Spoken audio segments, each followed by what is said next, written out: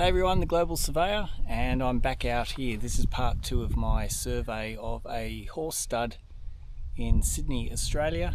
We'll just pan around. You can see how beautiful this place is. Look at the springtime.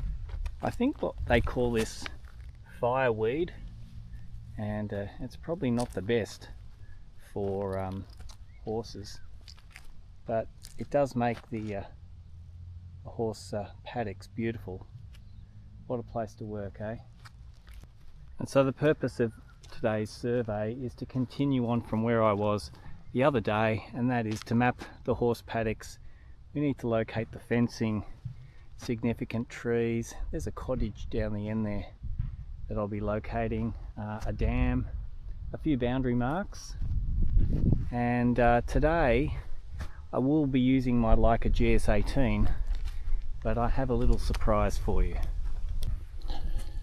Okay, but the first thing we're going to do is grab a peg here and a dumpy. This is called a dumpy, this small peg here.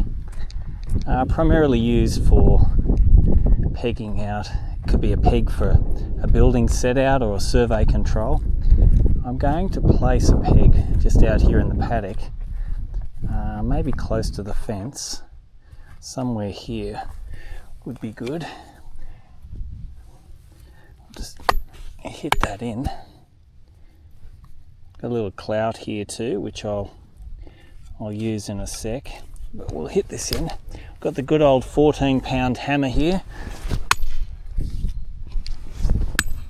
Give that a good swing.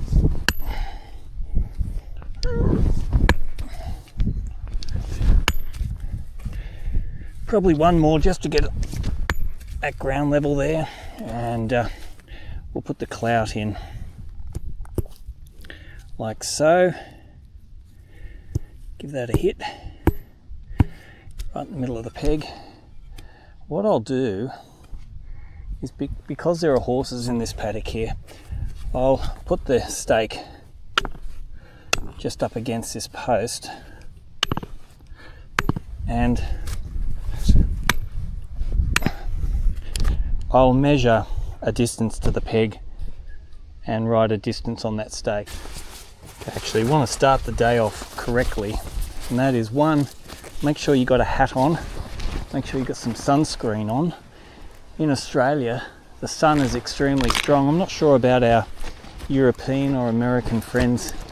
I suppose people do wear hats, but the sun isn't as strong over there. But in Australia, you've got to make sure you have your sunscreen on. You'll burn very quickly, and you could get skin cancer, melanoma. So you want to look after yourself. Sometimes you might want to wear some gloves over your hands. Make sure you put sunscreen on your hands as well. Now I've got my orange vest on, as you can see. I've got a texter in my pocket. I've got, well, as you can see, it's a nice quiet road here, so we can comfortably walk around. Got my measuring tape. So what I'm going to do is, we are going to measure a distance from the stake. Start with, just from the face is good enough, 0.66. So I'll write that on here now. You can see here, 0.66. 0.66 to peg. That'll do. And I'd like to say thank you to Gavin. Good old Gavin, who will be watching this video, I'm sure. Hope you're doing well, Gavin. Thank you very much for the kind donation of some blue ribbon. I normally use pink, but this blue will do quite nicely for this job. I'm going to tie it on here on the peg. Good old blue ribbon. Again, thanks to Gavin and Gavin's blue ribbon. And 0.66 to that peg. So the next thing we're going to do is grab our tripod. So we're going to grab the tripod and the good old Leica box. I've got a Seiko Trimax tripod. Okay, so again here, Seiko. It's a really great tripod. I do like it because it has levers on the side here as opposed to the screws. Easy to pull up the legs, slide the leg down, put the handle down, lock it into place. The next thing you need to do is open up this box. Now what's in this box? We have the Leica GS18, my trusty tilt compensation GNSS, which I use on a daily basis. Got the Leica CS20 controller, and we have a little brother to the Leica GS18, the Leica GS15. This is also a multi-constellation GNSS, and I'll be using it as my base for today's project. Okie dokie, so to put the GS15 on the onto the tripod, we need a tri-brack. I've got my tri-bracks here. I've got the Leica GDF321 tri-brack with an 8-minute bubble, and to be able to set this tri-brack over the nail, I'm going to use my Leica SNL321 laser plummet, like so, and you'll see how easy it is to set up over this mark. Okay, so we've put the tri-brack on top of the tripod, screw it in here. I guess one thing about a foreign tripod to a Leica would use a Leica tripod, that the screw here that fixes the tri-brack to the tripod doesn't necessarily screw in as well as if you were using a Leica one. That's probably my only observation, but we do have a really large head platform here to put the tri-brack and total station, etc. on top here. So it's really good for robotic work. This little laser button here, I don't know how well you can see the green button there, the green light. It's putting a laser down, and it's quite easy. You can just maneuver the legs very quickly using the laser straight onto that nail. Now if I hop down here, I'm not sure how well you can see, but there is not all that easy to film and show, but there is a red laser point on that nail straight away. So it's very fast. So I've got that set up over that mark. I firm the legs with my feet, nice and firm, and then I can move using the foot screws. I can put that laser point over the nail accurately. Then I can move the legs up and down until the pill bubble on this tri-brack is sitting centrally within the pill bubble here, like so. Beautiful. Then unscrew the tri-brack and slide it over onto the nail. Minor adjustments are required. Then on top here, not sure how well you can see, but there's an alidade bubble, 30 seconds.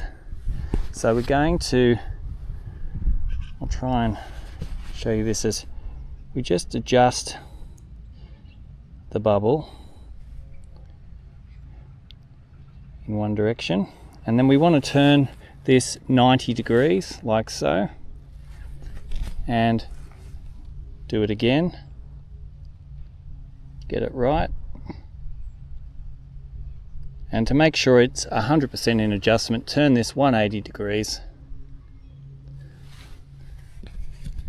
And we can see that the bubble is sitting nicely. Okay, to mount the GS15 to the tri-brack, we have a GRT 247, a little 5/8 thread with the Leica feet there, sit nicely on top, nice and firm. And then we grab the Leica GS15, put it on like so. Just like to put a shout out to CR Kennedy in Sydney. Special thanks to Christine from the Sydney branch. Contact Christine if you have any survey related inquiries and you'd like to buy some Leica gear. She was very good to sell me this GS15, and it's been a great addition to my arsenal survey gear. So thanks, Christine. Okay, next thing we need to do is mount the whip antenna. And I've got a little bracket here, a GAD 108 bracket here, which clips in like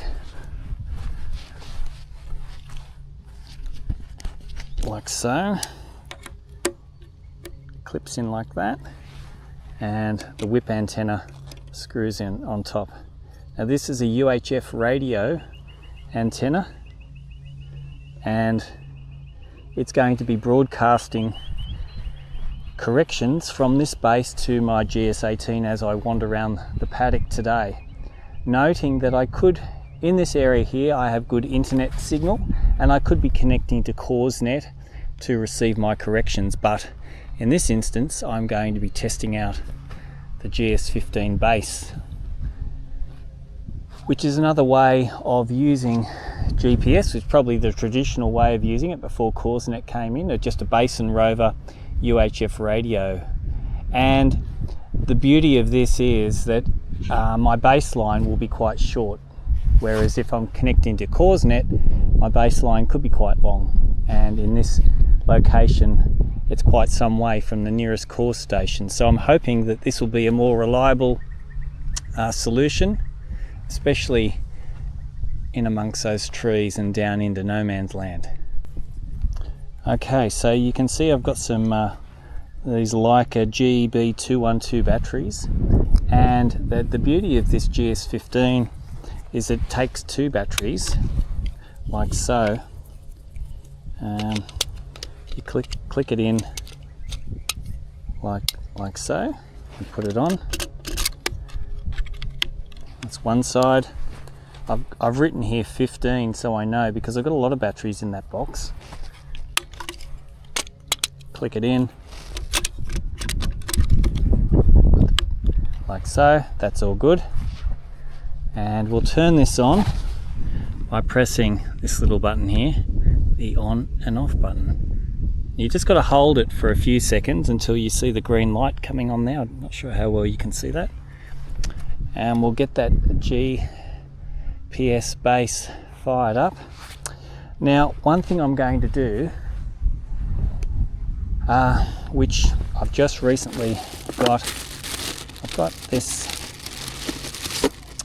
1.8 meter long cable, and it's going to connect to the old GEB 171 Leica battery here, which I'm going to hang off the legs like so.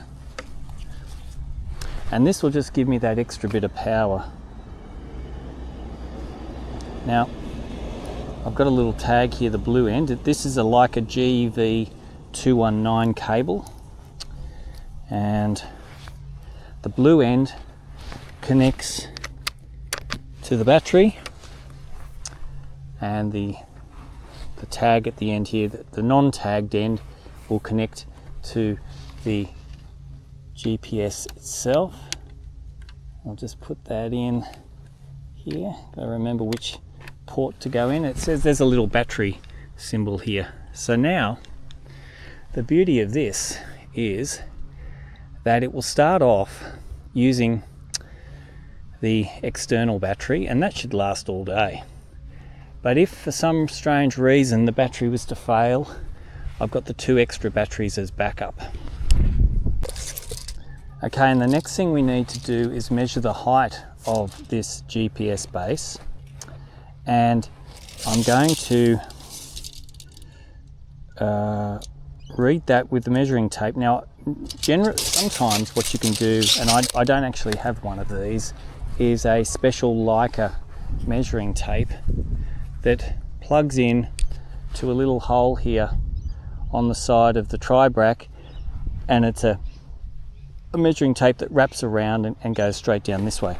The antenna reference point, if this GPS was mounted on a pole, is just underneath here at the bottom of the GPS, so it's not going to make much difference for a slope distance to horizontal distance. If I just measure like so, hold it on the peg, read up, and I don't believe it, 1.50 meters. That's an even 1.5. That's pretty cool. I'll just check that again. Always good to check it again. 1.50. So that's going to be my height that I'll stick in when I set the base up. Okie dokie. Well, you can't go surveying with a GPS unless you have a pole to put the GPS on. So we've got the Leica GLS30 carbon fibre pole. Gee, it's light. It's such a light pole. And I've got a little bracket here to hold the controller. We're going to get the GS18 out. So I've already got the antenna pre-mounted. Got to put a battery in. And it's always a good idea if you are wandering around a paddock and some distance away from your car to carry a couple of extra batteries. I've got a couple of extra batteries here. I'm going to put them in my pocket, and that way I've always got a bit of a backup. We'll turn the GS18 on just by holding the on and off button and put it on. One other way is you can just hold the receiver and gently twist the pole like so, and that's on. It's on there ready to go. Next thing we need to do is grab the CS20 controller, turn that on. Just recently put a brand new screensaver on there too, and that's always nice to see a nice clean screen. Tighten it up, and we'll just wait for it to boot. So whilst we're waiting for it to boot, I'll go put away the box back in my car. And actually I just forgot something very, very important. You can see the antenna here. This is a 4G antenna for CoreSnet purposes. It transfers the internet signal from the GNSS, which has got a SIM card in there, down to the controller, because this is only a 3.75G controller. But that antenna is no good. We need to replace it with a GAT28 antenna. That's a GAT27. So we're going to take this out, and we're going to put that away. We're going to replace it with the GAT28. Now that's a UHF antenna, and we'll stick this away for the final time and close it up. And well, and you've got to make sure too that when you close these boxes that everything is neatly wrapped in, otherwise there'll be just the odd issue there. Beautiful. Actually, it doesn't take that long if you're not having to film, but I am enjoying showing you the basics of setting up a base station. And if you like what you see, please make sure you hit like, make sure you subscribe to the channel if you haven't, and check out all our other videos. Got a whole heap of videos on surveying, finding survey marks, practical tips, lots of different aspects of surveying, because remember, surveyors are quite fortunate. We're not just stuck doing one job. There's so many different types of work, and I mean, look at this place. I'll just be wandering around today taking topo shots on the ground, picking up fences. No stress. It's absolutely beautiful, beautiful day. And yeah, so if you do like what you see, please make sure you hit like, subscribe, and also share. That would be great. Tell others about the channel.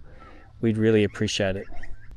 What I'll do at the end of the day is read some CoreNet coordinates for that nail. I'll also make sure during the day that I visit the state survey mark, the permanent survey mark, sorry, on the other side of the property here.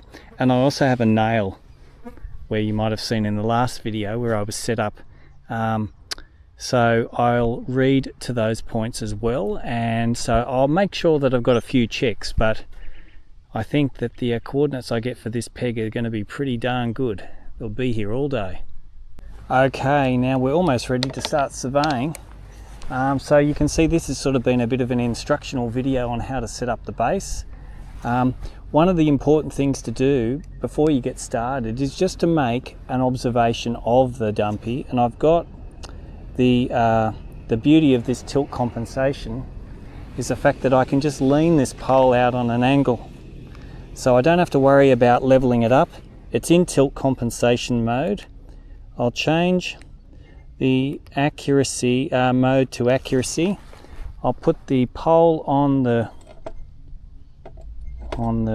clout, which sometimes can be a little bit tricky. And you can see here I'm just leaning it up against the GPS receiver here, and I'm just going to hit measure. It's going to take about 120 readings very quickly, and we'll do that again. So what that does is ensures that I've got the correct height and everything should be relative to this base, and there shouldn't be any issues. Now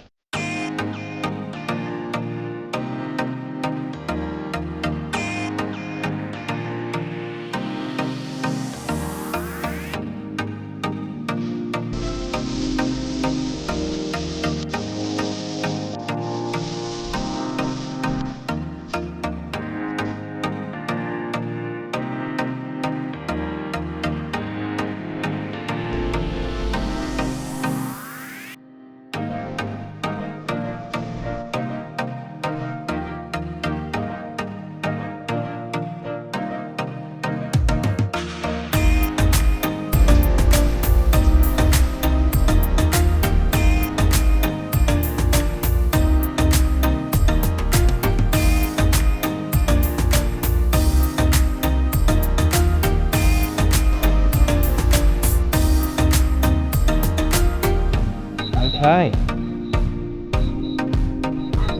From the footage you may have seen, I have a drone.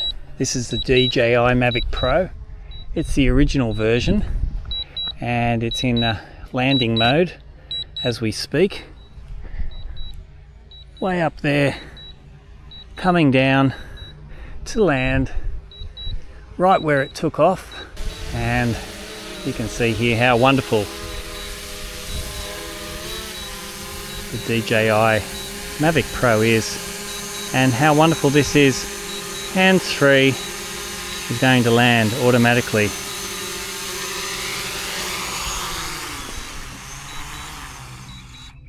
And I always like to say good boy, because it's never failed me, and it's done a wonderful job for all the times I've needed to film and take photos of the projects that I'm working on.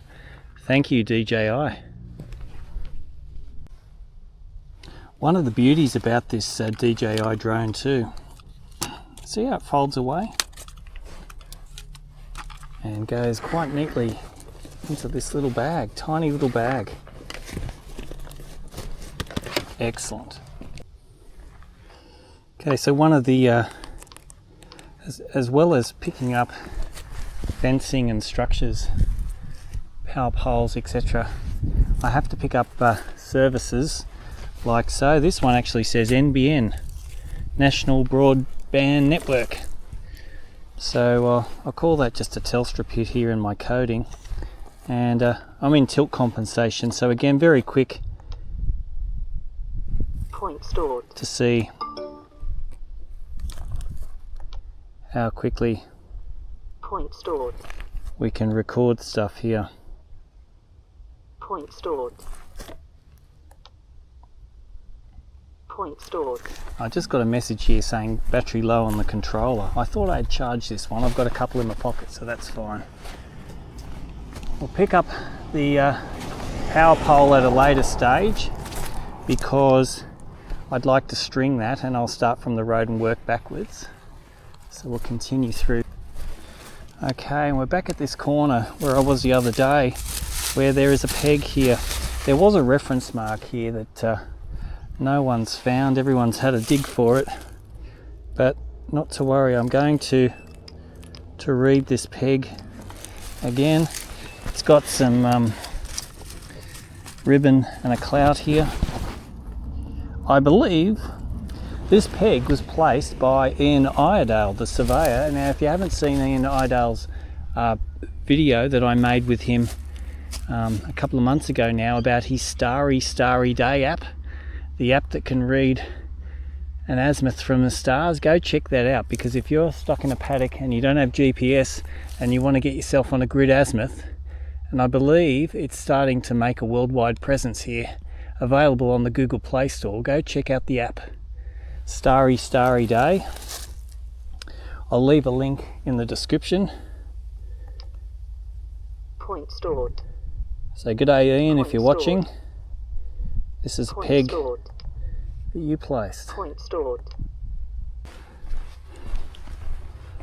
And you can see just how fast it is. You're holding the pole out here on a tilt.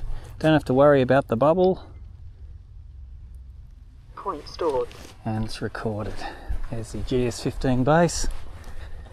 We'll just get one here. Point stored. So I'm mapping the fence and the features sort of in a grid pattern. Because it's such a large area and it's of a reasonable sort of grade, although it's a bit hard to tell with the flowers there, but it's kind of an even grade. I don't need to get a shot every metre, you know, I can get a shot every 10 to 15 metres sort of grid, which is good. Another good way of making sure that you're not going overboard is you can see the screen here, and you can see where you've been, so you can just fill in the blanks. Make sure you don't go crazy. Point stored. And when I map things, I like to well, everything's been strung together, so as I record this fence, it's being drawn on the screen. Point stored. I'm currently at fence with a string number 19, so you can see here there's a bit of a dish drain here, just a little bit of a dish drain, so I'm going to call that DD for dish drain. Point stored. Seems to be a natural depression that the owner of this property's made just to sort of get the water away, because there is a big dam down the bottom there. Again, here we have another big depression here, so it seems to be that the owner really wanted to get the water off the paddock and into the dam, which is not a bad way of getting your water, creating little swales. So I'll have to ensure that I pick up this low point through here. And finally, to close off this paddock, we need a whole bunch of natural surface shots, and you can see this paddock is quite large, so again, I don't want to be taking readings every 2 meters, 1 to 2 meters away. I'll be doing it every 15 to 20 meter spacings, I think.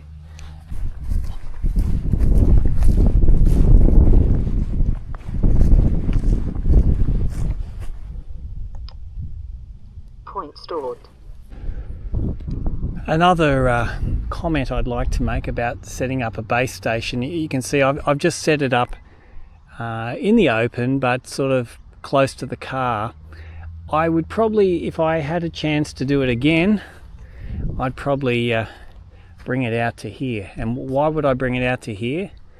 Well, the only reason I didn't bring it out here is because I could have driven in actually through that gate, but here there are no obstructions. There's a few trees here, but you can see we have a few trees off to the south, and when the satellites get beyond or down under the 10 degree above the horizon, the GPS is not going to, is basically going to ignore those satellites. So that sort of limits you, especially if you're trying to, if you want to have a really good base location, somewhere right here would be the go, right here. One of the beauties of the tilt compensation is the fact that you can get into places where it's not only the tilt compensation, but the Leica GS18 is immune to magnetic disturbances and magnetic surfaces. So you can read to corners that you wouldn't necessarily be able to read. Here I've got an accuracy of about 30 millimeters, which is plenty good for the type of survey that I'm doing today. So I'll give that a read. Point stored. Point stored, beautiful. I've just coded that stable, and we'll do it again out here. Let's see how we go. Could be a little bit tricky with the trees. Point stored. Point stored, beautiful. Ooh, I think I found a peg. I have found a peg. I wonder what the significance of this is. It could be one of Ian Idale's pegs again.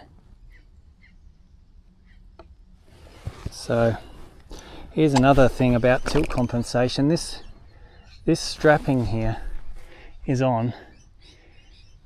And it's an electric fence. It wouldn't give you the biggest shock, but it would be a shock if you touch it. But that's the beauty of the tilt compensation, because I can hold this on the peg like so. Firstly, I'll change the code to peg found. I'll put the bottom of the pole on the clout. You can see I'm not touching the electric fence, and I should be okay with this carbon fibre pole anyway. Point stored. And I'll read that a few times. Point stored. Point stored. Just be careful getting in under here too. RTK initialization locked. RTK initialization locked. RTK initialize. RTK initialization lost. RTK initialize. Okay. Back reading this fence. Point stored.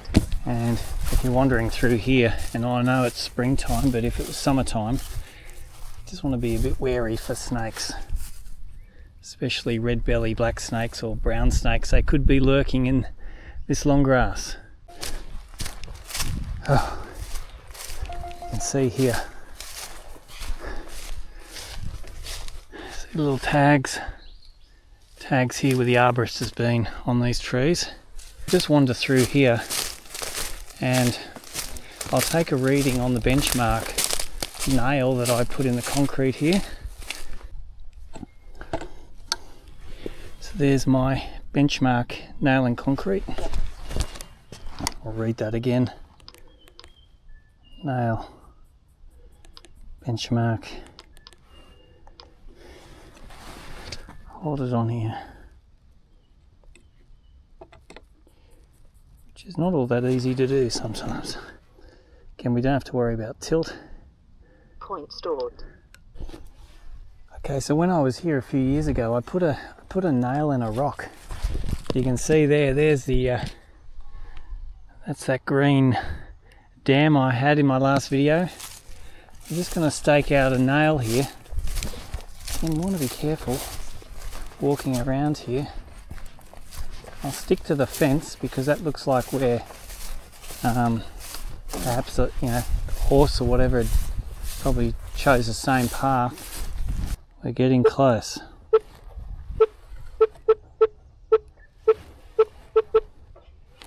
Right there. Have we got a nail here? So I was just having a bit of a dig here, and even though the GPS is taking me to the mark within a little bit, my base station over there is not actually set up on, it's on MGA coordinates. We'll just turn the volume down. It's on MGA coordinates. However, the accuracy of those coordinates is probably only plus or minus about a metre. So anything I'm trying to stake out, I won't be able to get without first localising that base station, without going to some known marks and adjusting it, which I haven't done. So you can see that I'm here. Well, I've just found the mark because I kind of knew I was in the right spot. And you can see that, careful, hang on my GPS so it doesn't fall over, but there's my nail there. So I'm probably a good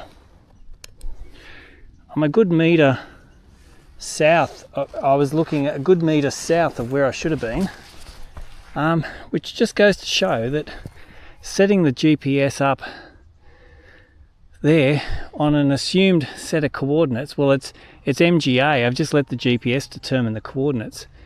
You can kind of find stuff.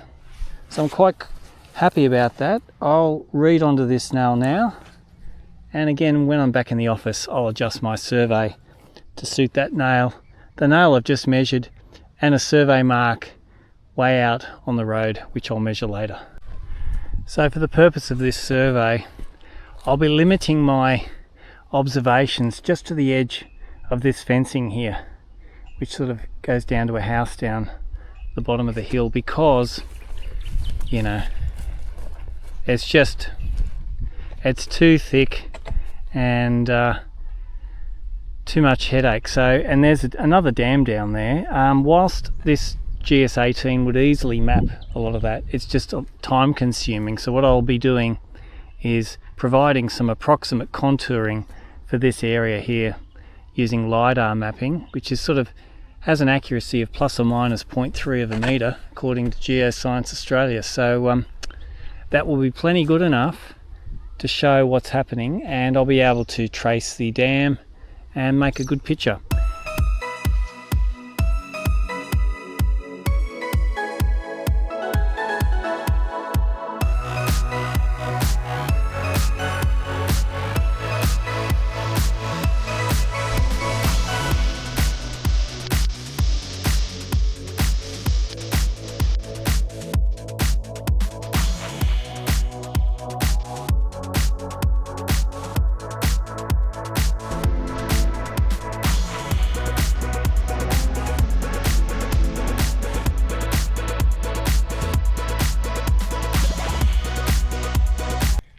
Oh gee, I'm exhausted already. It's almost lunchtime. Well, this is going to conclude this video, everyone. Stay tuned for part 3 of this adventure here on this Aussie horse paddock. Just to wrap up what we discussed today, I showed you how to set up the Leica GS15, which is the little brother to my GS18, a new member of the family, and I showed you how to set that up. I've shown you a little bit of the site that I'm working on, and let's just pan around again. Look at these wild flowers, just incredible. And we have some gum trees here. Let's get out of the sun. Yeah, so just sort of showing you how I map these properties. Again, you've got the option of using just the Rover connected to CoreNet, or in my instance, my GS15 base station up on the hill there. Takeaway comments again would be that if you are setting up a base station, make sure you put it in a nice open paddock. Yeah, and if you happen to be looking to buy a GPS receiver and you do like the idea of the Leica products, contact Christine from CR Kennedy. I'll leave some details in the description for that, or reach out to me. Be happy to pass you on. Again, I'm not receiving any commissions or compensation for promoting Leica. I just happen to really like the product, and highly recommend that you check them out. Obviously you might favour Trimble or Topcon products, and that's okay. And finally, yeah, thanks so much for watching. Please make sure you like and subscribe. This channel is all about land surveying. I've been doing it for since 1994, so what's that, 31 years. It's a long time. You probably can tell, got a bit of a grey beard there. And it's a career for life. It really is a career for life. If you're looking to be a surveyor, there are heaps of opportunities working out in places like this, working in the mines, on construction sites, civil roads, small buildings, large buildings, subdivisions, detail surveys, identification surveys, drone mapping, scanning, laser scanning. Enormous amounts of opportunities for surveyors. We have a huge shortage in Australia, so please make sure you check out some of the links that I'll leave in the description. Thanks so much for watching, everyone, and we'll see you on the next video.